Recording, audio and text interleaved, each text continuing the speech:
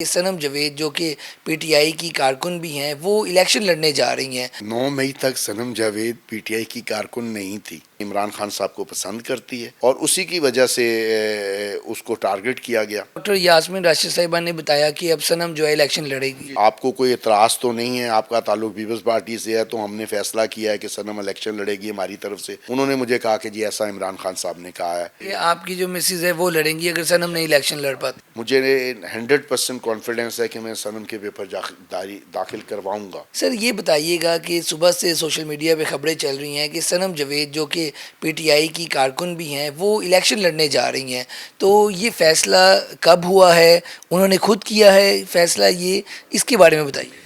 जी 9 मई तक सनम जावेद पीटीआई की कारकुन नहीं थी। 9 मई के बाद से लेके वो जब से जेल में है अब वो उनकी पक्की कारकुन बन गई है। और जब जब वो एहतजाज वगैरह में शरीक होती थी या वो मतलब कारकुन जब नहीं थी एज आम सिटीजन। उनका किसी भी तरह उनके पीटीआई की तंजीम से कोई ताल्लुक नहीं था। वो भी आप ही की तरह सोशल मीडिया एक्टिविस्ट थी। इमरान खान साहब को पसंद करती है और उसकी वजह से वो उनकी जो पॉलिसीज़ हैं उसको सपोर्ट करती थी बस, और उसी की वजह से उसको टारगेट किया गया। अच्छा ये बताइएगा कि सनम इलेक्शन लड़ रही है, ये आपको किसने बताया या पीटीआई के जो अहदेदार थे उन्होंने भी क्या आपसे रब्ता किया, और कौन से हल्के से इलेक्शन जो है सनम लड़ रही है? ये मुझे 4 दिन पहले पता चला था।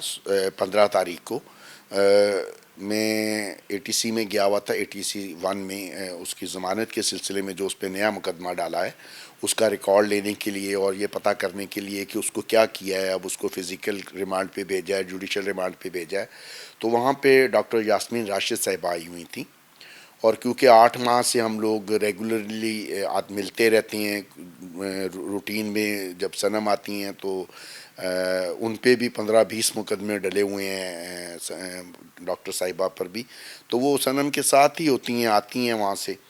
तो ज़ाहिर है हम लोगों के दुख साझे हैं, अब सब वो एक जगह पे हैं, तो उस हवाले से आपको डॉक्टर यास्मीन राशिद साहिबा ने बताया कि अब सनम जो है इलेक्शन लड़ेगी। सनम के लिए उन्होंने मुझे बताया कि जी हाँ आपको कोई एतराज़ तो नहीं है, आपका ताल्लुक पीपल्स पार्टी से है, तो हमने फ़ैसला किया है कि सनम इलेक्शन लड़ेगी हमारी तरफ से।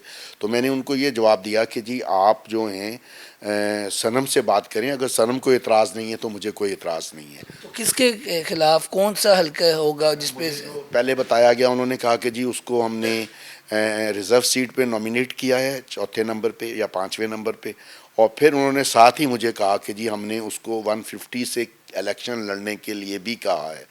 तो मैंने कहा जी अगर आपने नॉमिनेट कर दिया है तो फिर इलेक्शन लड़वाने की क्या ज़रूरत है। उन्होंने मुझे कहा कि जी ऐसा इमरान खान साहब ने कहा है कि पीपी 150 से कौन है उम्मीदवार, नून लीग का कौन है सामने, किसके खिलाफ इलेक्शन? बात की जो जब मैंने उसके लिए स्ट्रगल शुरू की कि उसके पेपर्स उससे लेके जमा करवाए जा सकें, तो फिर मेरे इल्म में आया कि जी शायद वहाँ से मरियम नवाज साहिबा जो हैं वो इलेक्शन लड़ने। अगर सनम नहीं इलेक्शन लड़ी तो आप बता रहे थे कौन होगा उसकी? मेरी उन्होंने डॉक्टर साहिबा ने कहा था कि आप उसका कवरिंग कैंडिडेट भी रखें। ये आपकी जो मिसेज है वो लड़ेंगी अगर सनम नहीं इलेक्शन लड़ पाती? मुझे 100% कॉन्फिडेंस है कि मैं सनम के पेपर दाखिल करवाऊंगा।